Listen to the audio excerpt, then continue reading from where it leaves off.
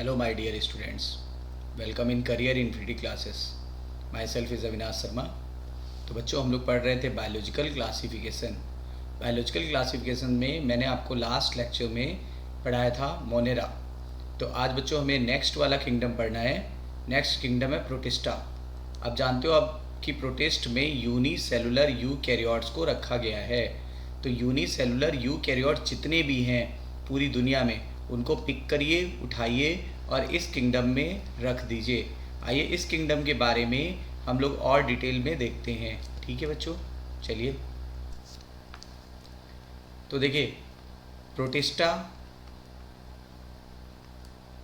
जितने भी unicellular eukaryotes हैं उनको यहाँ पर रख दिया गया है. Unicellular eukaryotic organism, unicellular eukaryotes को यहाँ पर रख दिया गया है. ठीक है बच्चों. अच्छा, अब आप बताओ, कोई भी सेल अगर यूकैरियोट्स होगी तो उसकी खास बात क्या होगी? उसकी खास बात होगी कि इसमें मेम्ब्रेनस सेल ऑर्गेनेलिस प्रेजेंट होगा. मेम्ब्रेनस सेल ऑर्गेनेलिस प्रेजेंट होगा. ठीक है, जबकि प्रोकैरियोट्स में मेम्ब्रेनस सेल ऑर्गेनेलिस नहीं होता है. ठीक है, ऐसा नहीं कि इसमें नॉन मेम्ब्रेनस नहीं होता है. तो नॉन मेम्ब्रेनस भी होगा और मेम्ब्रेनस सेल ऑर्गेनेली भी होगा. Non membranous cell organelles also present, also present. ठीक है. अच्छा बताइए, यूकैरियोटिक सेल में न्यूक्लियस के चारों तरफ न्यूक्लियर मेम्ब्रेन प्रेजेंट होती है कि एब्सेंट? प्रेजेंट होती है. ठीक है, तो दो तीन बातें हमें क्लियर हो गई. अच्छा बताओ, यूनिसेलुलर है तो आपको एक कॉन्सेप्ट बता देता हूँ. जितने भी यूनिसेलुलर होते हैं, चाहे वो प्रोकैरियोटिक हो या यूकैरियोटिक, उसमें फिजन होता है और सेल दो भागों में बढ़ जाती है. इसीलिए हम लोग बोलते हैं बाइनरी फिजन. तो बच्चों बताइए, यूनिसेलुलर प्रोकैरियोट्स या यूकैरियोट्स में कौन सा फिजन होगा? बाइनरी फिजन होता है. ठीक है, जैसे अमीबा में भी आपने बाइनरी फिजन पढ़ा होगा. क्लियर. अब आगे चलते हैं. इस फाइलम को इस्टेब्लिश किया हीकेल ने. हीकेल ने इस्टेब्लिश किया था, अर्नेस्ट हीकेल ने. ठीक है. फिर आगे आपको बता दूं, इसके मेंबर जो होते हैं मेनली एक्वेटिक होते हैं. इसके मेंबर मेनली एक्वेटिक होते हैं. ठीक है बच्चों, तो ये बात क्लियर हो गई. और आपको बता दूं, इनके मेंबर में बहुत सारी डाइवर्सिटी पाई जाती है. यानी बहुत ज़्यादा डाइवर्सिटी है इस ग्रुप में. डाइवर्सिटी क्यों? फोटोसिंथेटिक भी रखे गए हैं इसमें, सैप्रोफिटिक भी रखे गए हैं. सैप्रोफिटिक और हेट्रोट्रॉफ्स को भी रखा गया है. हेट्रोट्रॉफ्स यानी आप दूसरे शब्दों में कह सकते हैं फोटोसिंथेटिक यानी प्लांट लाइक ऑर्गेनिज्म को भी रखा गया है. सैप्रोफिटिक यानी फंजी लाइक ऑर्गेनिज्म को भी रखा गया है. और heterotroph means animal like organism को भी रखा गया है. ठीक है, तो यानी याद रखिएगा, फोटोसिंथेटिक भी आते हैं और नॉन फोटोसिंथेटिक भी आते हैं. ठीक है. और अब आप देख लो, इसमें सेल वॉल प्रेजेंट होती है कि एब्सेंट? प्रेजेंट होती है. जबकि यहाँ आप चेक करो, इनमें सेल वॉल प्रेजेंट होती है. यहाँ चेक करिए, इनमें सेल वॉल एब्सेंट होती है एनिमल में. तो आप बताइए, जिनमें सेल वॉल है उनको भी रखा गया है इसी ग्रुप में, जिनमें सेल वॉल नहीं उनको भी यही रखा गया है. जो फोटोसिंथेटिक है उनको भी रखा गया है, जो नॉन फोटोसिंथेटिक है उनको भी रखा गया है, जो ऑटोट्रॉफ है उनको भी रखा गया, जो नॉन ऑटोट्रॉफ जो हेट्रोट्रॉफ है उनको भी रखा गया है. ठीक है. इसका मतलब इसकी जो बाउंड्री है वो वेल डिफाइंड नहीं है. Boundary is not well defined. Boundary is not well defined कि किसको रखना है इसमें. वेल डिफाइंड, ये एनसीईआरटी की लाइन है. Boundary is not well defined. ठीक है बच्चों, तो आइए थोड़ा सा और इसके बारे में डिटेल हम लोग पढ़ते हैं. देखिए, कुछ प्रोटिस्ट जो होते हैं वो मे बी मोटाइल. और अगर मोटाइल हैं तो आप बताओ क्या क्या होगा. मोटाइल है तो या तो सीलिया पाया जाएगा और या फिर फ्लैजिला पाया जाएगा. और चूंकि प्रोकैरियोटिक सेल है तो आप जानते हो कि फ्लैजिला में किस तरह यूकैरियोटिक सेल है. तो इसमें कैसा होगा? इसमें होगा 9+2 टाइप अरेंजमेंट. और किस प्रोटीन का बना होगा? ये बना होगा ट्यूबलिन प्रोटीन का. ट्यूबलिन. और मैं बता रहा था आपको, प्रोकैरियोटिक अगर फ्लैजिला होता तो उसमें अरेंजमेंट कैसा होता, 9+0 टाइप, और उसका जो प्रोटीन होता वो होता फ्लैजिलिन प्रोटीन, फ्लैजिलिन प्रोटीन। ठीक है, क्लियर हो गई बात। फिर आगे आप देखिए, सेल वॉल में present in some case, may be present in some case, यानी इन सम प्रोटिस्ट, कुछ प्रोटिस्ट में हो सकता है सेल वॉल। ठीक है। अच्छा, रिप्रोडक्शन 2 प्रकार का होगा, रिप्रोडक्शन 2 टाइप का होता है, 2 टाइप, एसेक्सुअल और सेक्सुअल, क्योंकि लोअर ग्रुप में एसेक्सुअल भी होता है और हायर ग्रुप में सिर्फ सेक्सुअल होता है, तो इसीलिए याद रखिए लोअर ग्रुप में एसेक्सुअल भी हो सकता है, सेक्सुअल भी, हायर ग्रुप में सिर्फ सेक्सुअल होता है, इसीलिए इसमें दोनों होता है।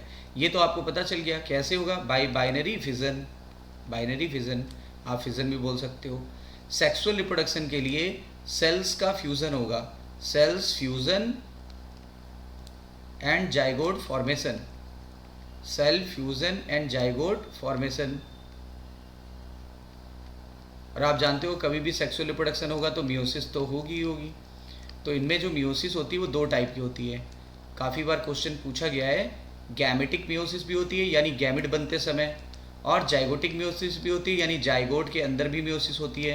तो याद रखिएगा गैमेटिक और जाइगोटिक मियोसिस दोनों किस में पाई जाती है, इट में प्रेजेंट इन प्रोटिस्ट, इट में प्रेजेंट इन प्रोटिस्ट, तो याद रखिएगा। ठीक है, तो आपको कई सारे इंपॉर्टेंट पॉइंट बता दिए, और ये इनमें प्लांट लाइक फीचर भी हैं, आपको बोला गया था, और फंजी लाइक भी होते हैं, और एनिमल वाले भी हो सकते हैं, एनिमल लाइक, तो याद रखिएगा। और डिटेल में हम लोग आईएएस को डिटेल में स्टडी करते हैं। देखिए, प्रोटिस्ट में 5 ग्रुप्स आते हैं, 5 ग्रुप्स, और इसका हिंट मैं दे देता हूँ। सी के बाद बच्चों डी आता है अल्फ़ाबेट में, डी के बाद ई आता है, और ये स्पेशल वर्ड्स जान लीजिए, तो सी डी ई स्पेशल है, ऐसे याद रखिए। तो 5 ग्रुप आ गए।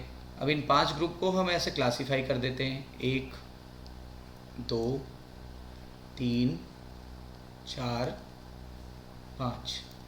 सबसे पहला होता है क्राइसोफाइट्स, क्राइसोफाइट्स। फिर होता है डाइनोफ्लैजिलेट्स,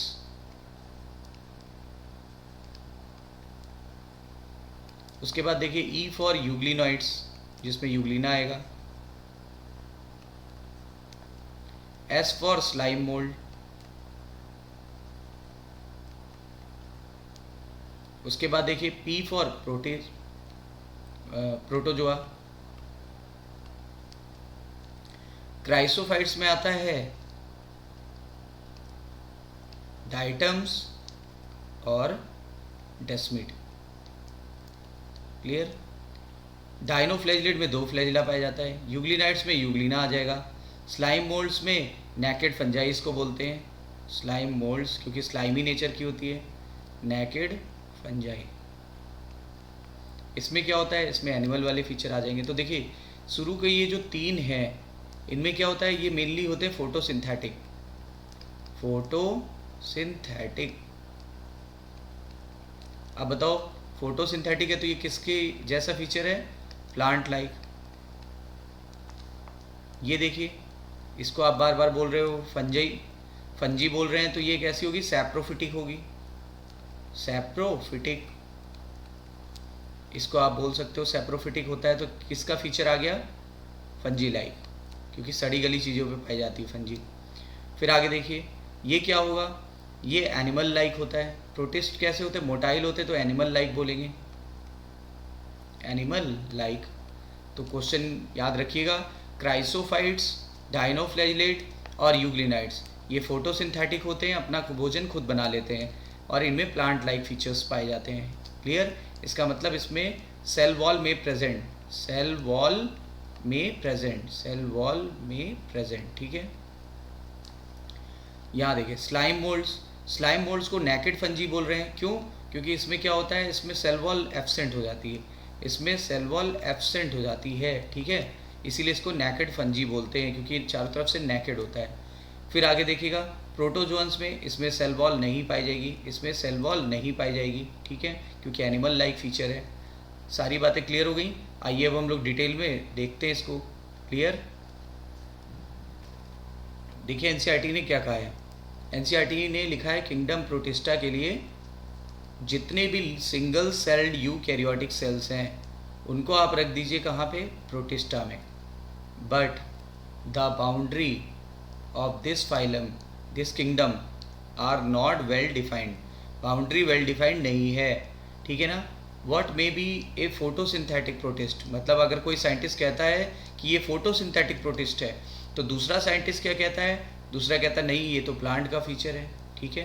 तो यानी कन्फ्यूज़न अभी भी बना हुआ है।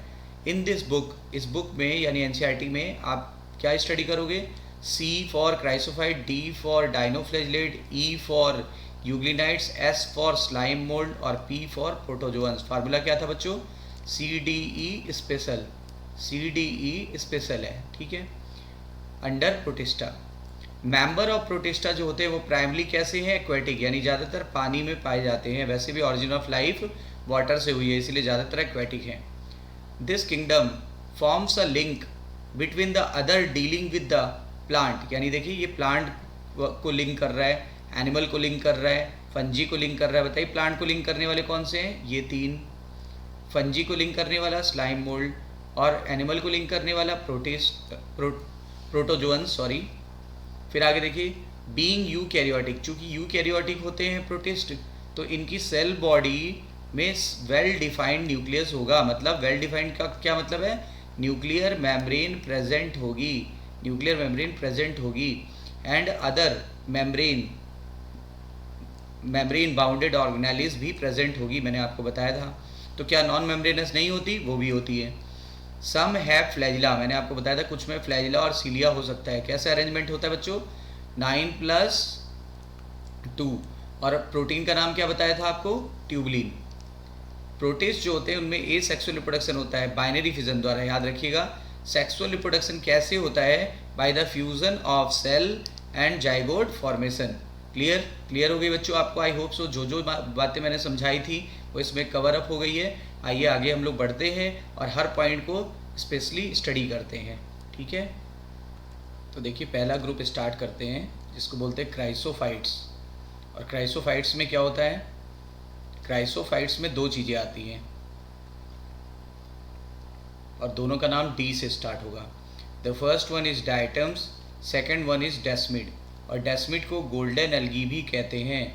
इसी को कुछ लोग बोलते हैं jewellery, jewellery of sea, jewellery of sea. ध्यान दीजिएगा क्योंकि ये बिल्कुल गोल्डन होता है तो जैसे लगता है कि गोल्ड की ज्वेलरी है, ठीक है।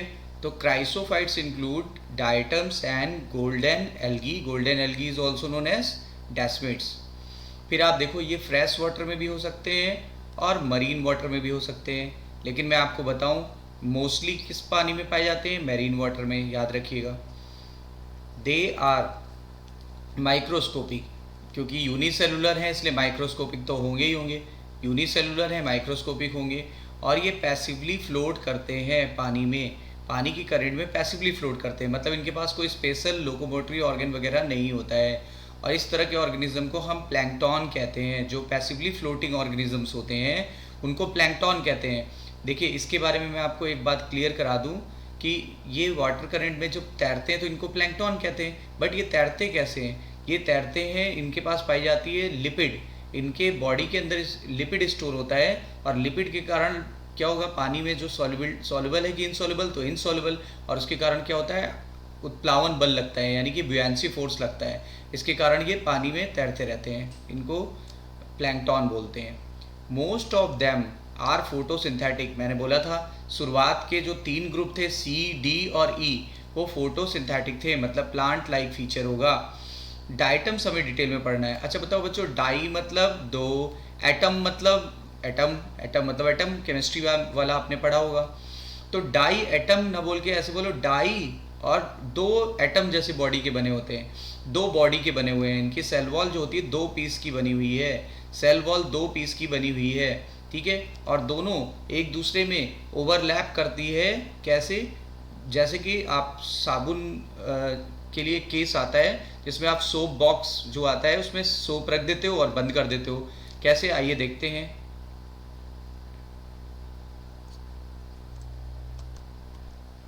ये देखिए, ये देखिए, ये इसका सेल वॉल है और इसका सेल वॉल बना होता है सिलिका का, सेल वॉल बना होता है सिलिका का, ताकि जो मैरीन वाटर में रहने पर इसके ऊपर सॉल्ट का दुष्प्रभाव या बुरा प्रभाव ना पड़े। ठीक है, तो सेल वॉल सिलिका का बना है और सिलिका होता है इनडिस्ट्रक्टिबल।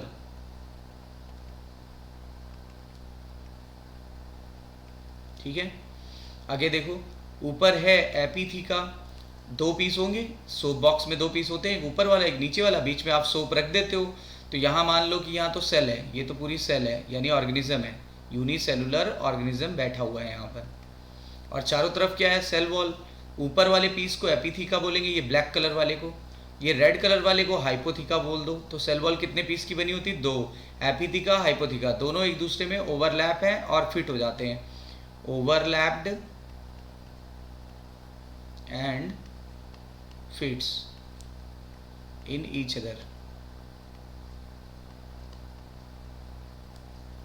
अब देखिए, जब इनमें माइटोटिक डिवीजन होगा तो क्या होगा, ये डिवाइड हो जाता है, ये डिवाइड हो जाएगा, बाइनरी फिजन हो जाएगा, मतलब बाइनरी फिजन नहीं बोलेंगे, माइटोटिक डिवीजन को बाइनरी फिजन नहीं बोल रहे, मैं बताना चाहता हूँ कि 2 भागों में डिवाइड हो जाएगा।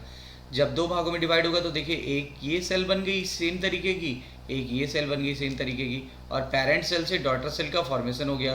तो daughter cell of the same size, daughter cell of the same size, क्योंकि माइटोसिस में जो भी सेल बनती है वो बिल्कुल सेम साइज़ की बनती है और उसका जीनोम भी बिल्कुल सेम रहता है। क्लियर हो गई बात? तो आई होप सो ये आपको बहुत क्लियर हो गया होगा। आइए वापस हम लोग देखते हैं इसको।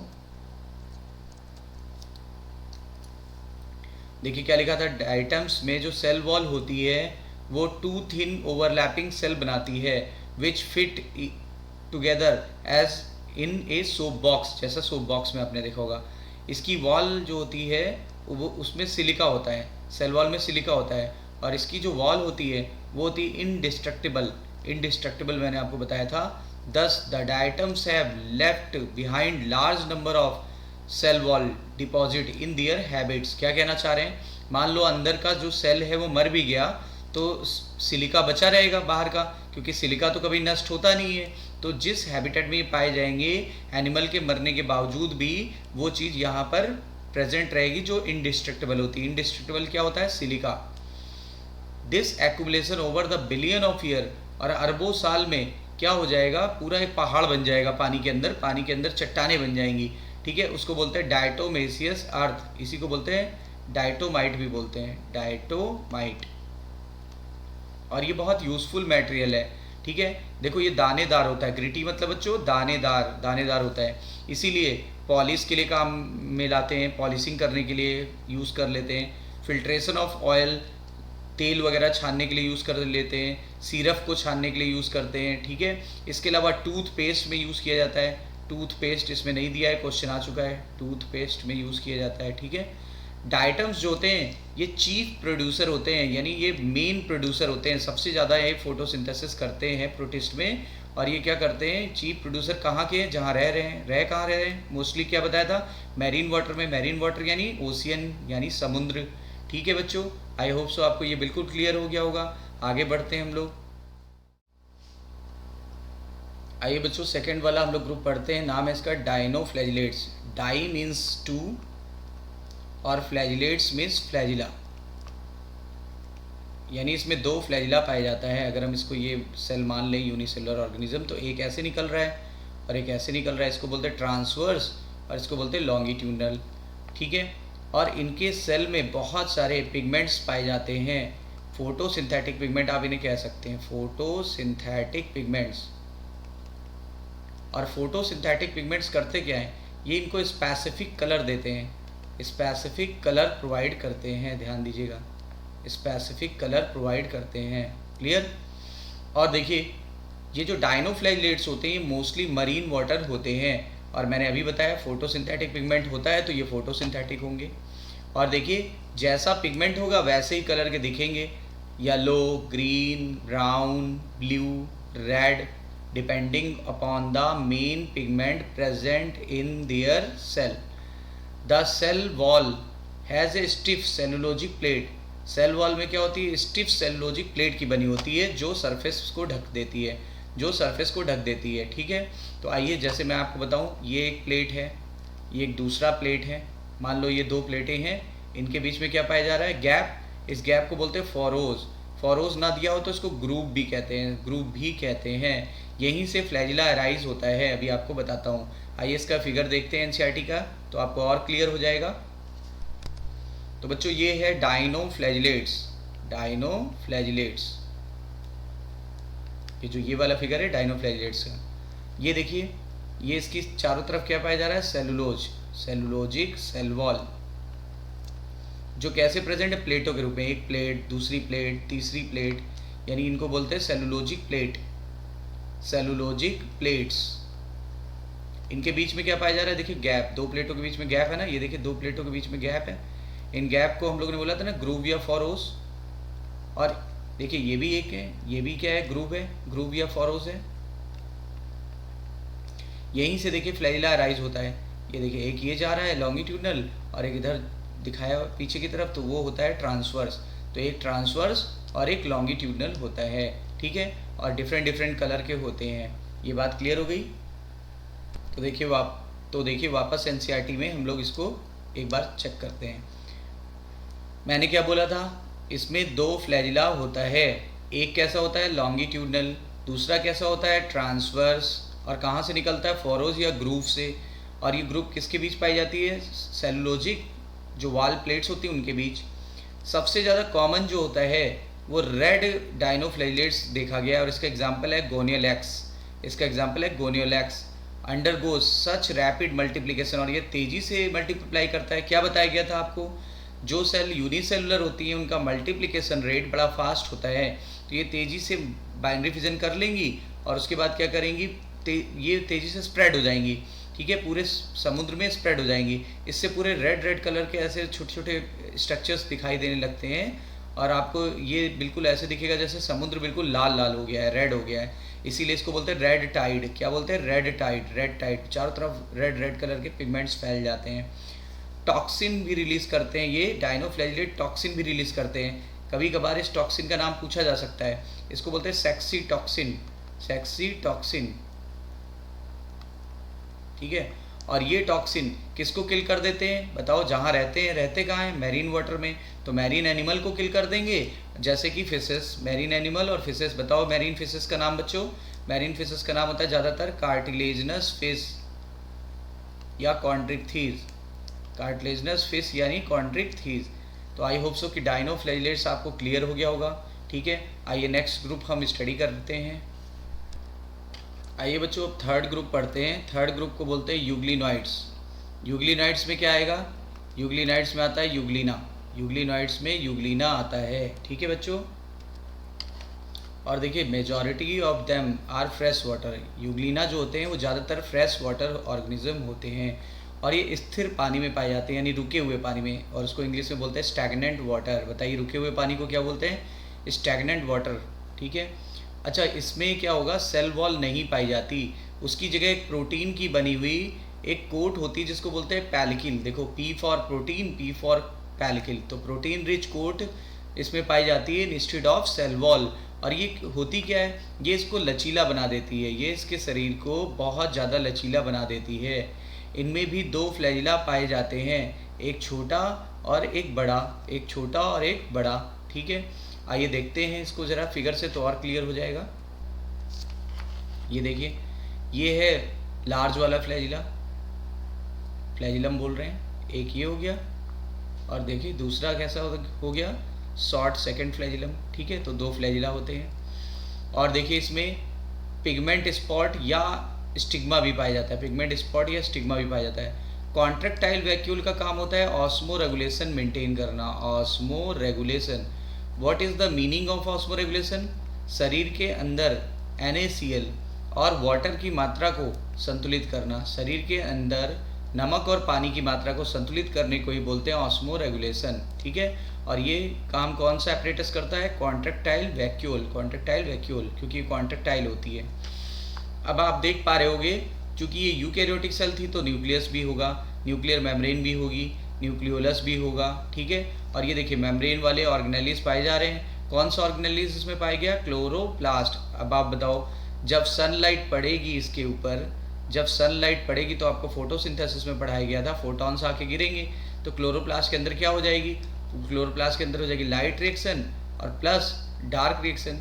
तो डार्क रिएक्शन के बाद क्या बन जाएगा बच्चों, फूड।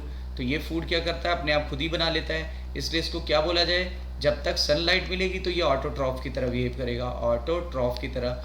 लेकिन अगर सनलाइट मिलनी बंद हो गई तो क्या लाइट रिएक्शन होगी, नहीं, डार्क रिएक्शन नहीं होगी, इस अब फूड नहीं बनेगा। तो अब क्या करेगा, अब तो ऑटोट्रॉफ नहीं बोल सकते, तो ये क्या करेगा, ये अपना नेचर बदल देगा, ये किसी दूसरे ऑर्गेनिज्म को इनगल्फ कर लेगा, किसी दूसरे ऑर्गेनिज्म को, दूसरे जीव को इनगल्फ कर लेगा, यानी प्रीडेटर बन जाएगा। प्रीडेटर यानी शिकार करके खा लेगा उसको, ठीक है। तो यानी ये अब किसकी तरह बिहेव कर रहा है, ये हेट्रोट्रॉफ की तरह बिहेव कर रहा है। इस तरह के न्यूट्रिशन को मिक्सोट्रॉफिक न्यूट्रिशन कहते हैं। कैसा न्यूट्रिशन कहते हैं, मिक्सोट्रॉफिक न्यूट्रिशन, मिक्सोट्रॉफिक न्यूट्रिशन। तो ध्यान दीजिएगा, क्लियर। और इनमें भी बाइनरी फिजन होता है, इनमें भी बाइनरी फिजन होता है, ध्यान दीजिएगा, यूनिसेलुलर्स में बाइनरी फिजन जरूर होता है, ठीक है बच्चों। आइए फिगर को वापस देखते हैं। फिगर देख करके हम लोग एनसीईआरटी पे वापस आ गए। दो दे आर फोटोसिंथेटिक, देखिए ये फोटोसिंथेटिक होते हैं in the presence of sunlight, when deprived of sunlight, जब सनलाइट की कमी होगी या उसकी बिल्कुल लैक हो जाएगा तो ये हेट्रोट्रॉफ की तरह बिहेव करेंगे और प्रीडेटिंग हो जाए, प्रीडेटिंग करेंगे, किसको प्रीडेटिंग करेंगे, स्मॉल ऑर्गेनिज्म को, यानी शिकारी बन जाएंगे, ठीक है। लिखा हुआ है the pigment of euglenoids are identical to those plant in higher plant, यानी कि इस तरह का होता है जैसे हायर प्लांट में प्रेजेंट होता है, यानी क्लोरोफिल, ए और बीटा कैरोटीन, ये सब कुछ, जेंथोफिल, ये सब उसी तरह पाया जाता है, बीटा कैरोटीन। और एग्जाम्पल है यूग्लिना, एग्जाम्पल है यूग्लिना। तो आई होप सो यूग्लिना भी आपको समझ में आ गया होगा, ठीक है बच्चों। अब देखिए चौथा ग्रुप हमको पढ़ना है स्लाइम मोल्ड। अच्छा मैंने क्या बोला था, स्लाइम मोल्ड में मेन फीचर किसका होता है, फंजी लाइक।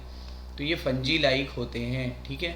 लेकिन आपको बता दूं इसमें एनिमल के भी फीचर पाए जाते हैं, कुछ प्लांट के भी फीचर पाए जाते हैं और कुछ ज़्यादातर फीचर फंजी जैसे भी होते हैं। तो देखिए एनिमल का फीचर क्या है, इसमें सेल वॉल नहीं पाई जाएगी इन वेजिटेटिव फेज, इन वेजिटेटिव फेज।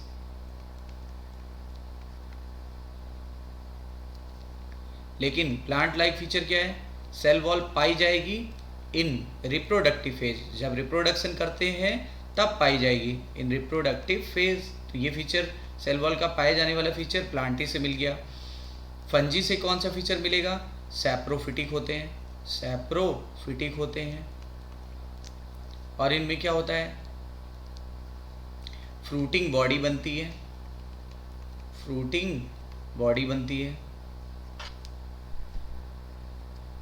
चलिए देखिए इसमें ज़्यादातर जो लाइफ की फेज़ है जिसको वेजिटेटिव फेज़ बोलते हैं उसमें सेल वॉल नहीं पाई जाती है, इसलिए इसको कुछ लोग नैकेड फंजाई भी कहते हैं, नैकेड फंजाई या फंजी, ठीक है। तो आइए पढ़ते हैं। स्लाइम मोल्ड जो होते हैं वो सैप्रोफिटिक प्रोटिस्ट होते हैं, सैप्रोफिटिक क्यों, क्योंकि फंजी का फीचर है सैप्रोफिटिक, यानी सड़ी गली चीज़ों पे रहना, हिंदी में बोलते हैं मृतोपजीवी, यानी मरी हुई चीज़ों पर जीवित रहते हैं। The body moves along the decaying twigs and the leaves engulfing the organic material, यानी इनकी शरीर को देखा गया अक्सर कहाँ पे चिपके हुए, जो टहनी है जो डिके हो रही है, सड़ रही है या सड़ती हुई पत्तियों पे, तो ये उनके ऑर्गेनिक मटेरियल को खाते हुए पाए जाते हैं। अंडर सूटेबल कंडीशन, जब देखिए सूटेबल कंडीशन होती है तो ये क्या करते हैं, ये एक स्पेशल स्ट्रक्चर बना लेते हैं जिसको प्लाज्मोडियम भी कहते हैं, प्लाज्मोडियम भी कहते हैं, विच में ग्रो, अब ये ग्रो करके सेवरल फीट्स तक स्प्रेड हो जाता है, यानी काफ़ी फीट तक ये ग्रो करके स्प्रेड हो जाता है, ठीक है। और ड्यूरिंग अनफेवरेबल कंडीशन, जब अनफेवरेबल कंडीशन आएगी, ध्यान देने की बात है, फेवरेबल कंडीशन में प्लाज्मोडियम बन गया, लेकिन अनफेवरेबल कंडीशन आते ही ये प्लाज्मोडियम जो होता है वो डिफ्रेंशिएट होकर के फ्रूटिंग बॉडी बना लेगा, फ्रूटिंग बॉडी बना लेगा, ठीक है। यानी ये फ्रूटिंग बॉडी बना लेगा। मान लो ऐसा कोई स्ट्रक्चर है, इसके ऊपर इसने बहुत सारी क्या कर दिया, बहुत सारे वो बना लिए फ्रूटिंग बॉडी, ठीक है। और इन फ्रूटिंग बॉडी के अंदर क्या पाए जाते हैं, स्पोर्स, इन फ्रूटिंग बॉडी के अंदर स्पोर्स प्रेजेंट होते हैं। और आपको बता दूं अब स्पोर बन गए तो ये किस फेज में आ गया, रिप्रोडक्टिव फेज में आ गया ना, तो ये स्पोर उनके अंदर बन चुके हैं। अब स्पोर्स के चारों तरफ सेल वॉल पाई जाती है क्योंकि ये रिप्रोडक्टिव फेज में आ गया, स्पोर बनना मतलब रिप्रोडक्टिव फेज, तो इसमें सेल वॉल प्रेजेंट होती है और किसकी बनी होती है, सेलुलोज की, ध्यान दीजिएगा। तो देखो मैंने बताया था रिप्रोडक्टिव फेज में सेल वॉल प्रेजेंट होती है, वेजिटेटिव फेज में सेल वॉल नहीं प्रेजेंट थी, रिप्रोडक्टिव फेज में सेल वॉल प्रेजेंट होती है। ठीक है, किसकी बनी होती है, सेलुलोज की। अब आगे देखिए तो क्या लिखा हुआ है, फ्रूटिंग बॉडी बना लिया। फ्रूटिंग बॉडी के टिप पे क्या पाया जा रहा है, स्पोर। फ्रूटिंग बॉडी के टिप पे क्या, इसको बोल दीजिए फ्रूटिंग बॉडी। तो फ्रूटिंग बॉडी के टिप पे क्या पाया जा रहा है, spore. The spores possesses true wall, यानी स्पोर के पास ट्रू सेल वॉल होगी, किसकी बनी होगी बच्चों, सेलुलोज की। और ये एक्सट्रीमली रेजिस्टेंस होती है, मतलब इसके ऊपर कोई भी दुष्प्रभाव नहीं पड़ेगा, वातावरण का कोई बुरा प्रभाव नहीं पड़ेगा, इसीलिए काफ़ी सालों तक इसके स्पोर प्रोटेक्ट रह सकते हैं, इवन अंडर एडवर्स कंडीशन, यानी विपरीत परिस्थितियों के बावजूद भी।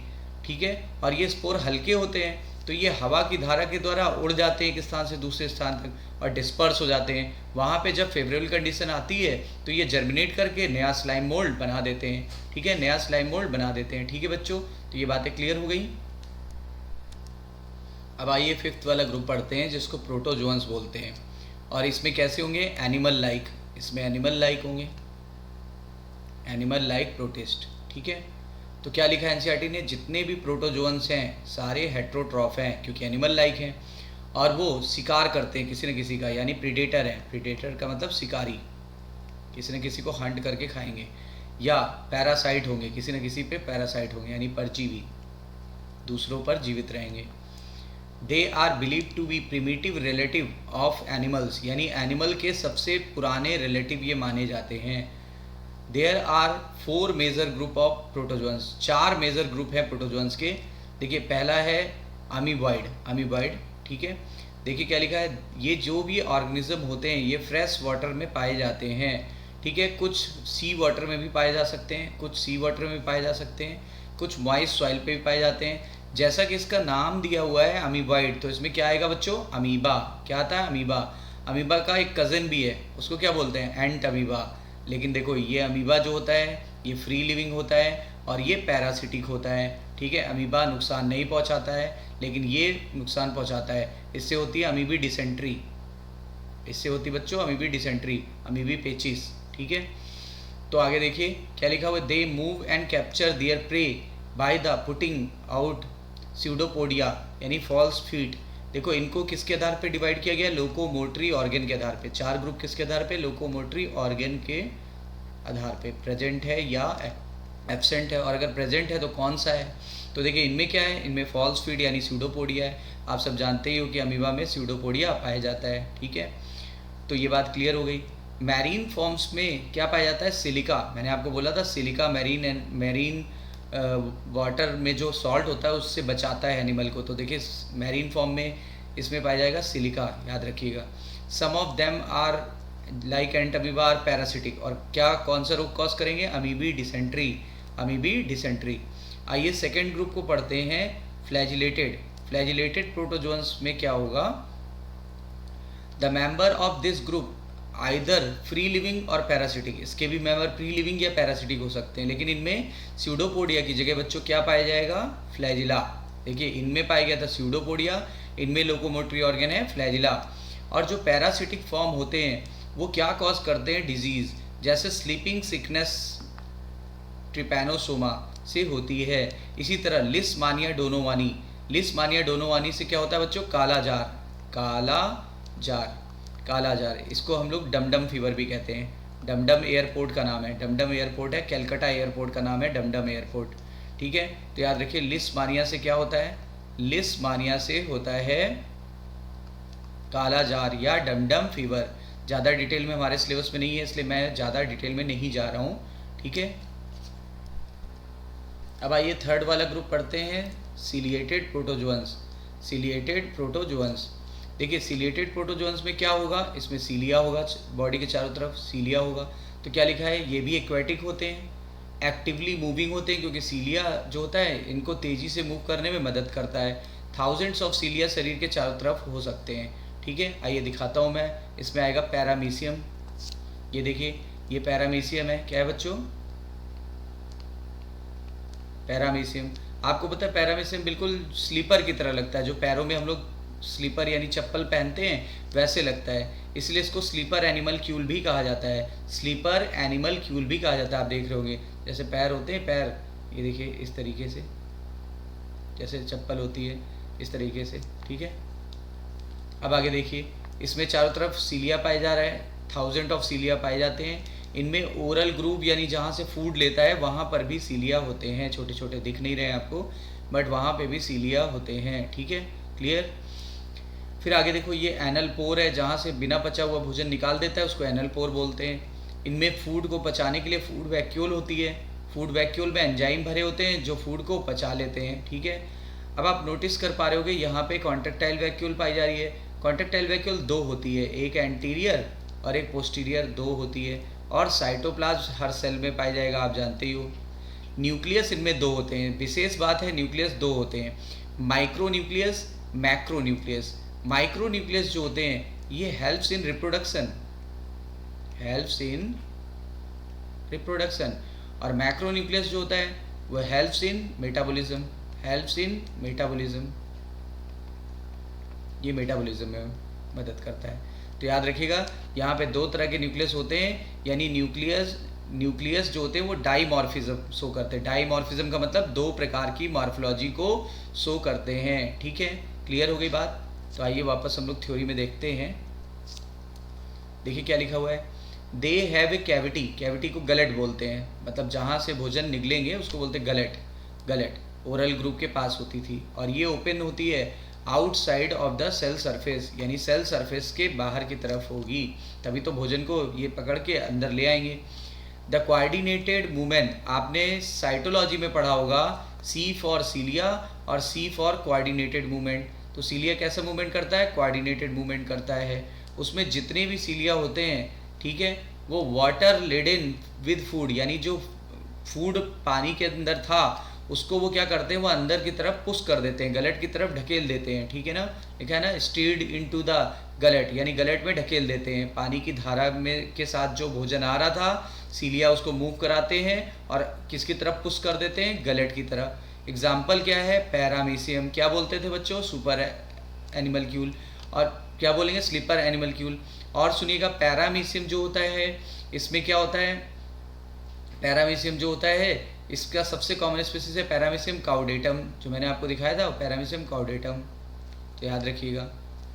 अब आइए लास्ट वाला ग्रुप पढ़ते हैं, स्पोरोजोअन्स। स्पोरोजोअन्स क्या होता है, दिस इंक्लूड डाइवर्स ऑर्गेनिज्म, इसमें बहुत सारे ऑर्गेनिज्म आते हैं, डाइवर्स यानी बहुत डाइवर्सिटी है, और ज़्यादातर वो इन्फेक्शन पहुंचाने वाले स्पोर बनाते हैं, यानी जब इन्फेक्शन पहुंचाएंगे तो स्पोर जैसी बॉडी उनमें ज़रूर बनेगी। अगर आपको याद हो तो मलेरिया की स्टार्टिंग किससे हुई थी, स्पोरोजॉइड्स, यानी मलेरिया जो होता है वो रोग कैसे फैलता है, स्पोरोजॉइड्स, तो उसका ये इन्फेक्टिव स्टेज स्पोरोजॉइड्स होता है, ठीक है। द मोस्ट नोटोरियस, नोटोरियस मतलब डीफेम यानी बदनाम, जिसको बोलते हैं बदनाम, तो सबसे बदनाम जो है वो प्लाज्मोडियम है। प्लाज्मोडियम क्या करता है, मलेरिया का पैरासाइट है, विच कॉज मलेरिया, और ये स्टैगरिंग इफेक्ट दिखाता है, यानी बहुत उसने हमारी ह्यूमन पॉपुलेशन के लिए बहुत दुष्प्रभाव दिखाया, बहुत ज़्यादा बुरा प्रभाव दिखाया, बहुत ज़्यादा मौतें हुई इससे हमारी सोसाइटी में, ठीक है। तो और बताइए इन्फेक्टिव स्टेज ऑफ मलेरिया क्या होता है, स्पोरोजॉइड्स। और ये डाईजेनेटिक लाइफ साइकिल शो करता है कि मोनोजेनेटिक, डाईजेनेटिक लाइफ साइकिल शो करता है, यानी दो होस्ट में कंप्लीट करता है। प्राइमरी होस्ट मैन होता है और सेकेंडरी होस्ट जो होता है वो फीमेल एनोफ्लीज होती है, यानी मॉस्क्यूटो, फीमेल एनोफ्लीज यानी मॉस्क्यूटो होती है। मेल कभी रोग नहीं फैला सकता है, वो फूलों का जूस पीता है जिसको नेक्टर कहते हैं, ठीक है। प्राइमरी होस्ट के लिए इन्फेक्टिव स्टेज स्पोरोजॉइड्स होती है, जबकि सेकेंडरी के लिए होती है गैमेटोसाइट्स, उसके लिए होती है गैमेटोसाइट्स, ठीक है। ये आप डिटेल में ह्यूमन हेल्थ एंड डिजीज़ में पढ़ोगे, ठीक है। तो आई होप सो आपको सारी बातें ये क्लियर हो गई होंगी, कोई भी कन्फ्यूज़न नहीं होगा। तो वीडियो देखते रहिए, लगातार सब्सक्राइब करिए, लाइक करिए और शेयर करिए, ताकि ज़्यादा से ज़्यादा स्टूडेंट्स को इसका फ़ायदा हो सके और वो भी एनसीईआरटी को नट सेल में याद कर सके। और आप जानते हो कि एनटीए का जो पेपर होता है, यानी नीट यूजी का जो पेपर होता है, वो बिल्कुल एनसीईआरटी से ही आता है, थोड़ा बहुत एक्स्ट्रा आता है कॉन्सेप्चुअल, तो वो मैं दोनों चीज़ें ही लेकर के चल रहा हूँ। तो ठीक है बच्चों, वीडियो देखते रहिए, all the best, take care.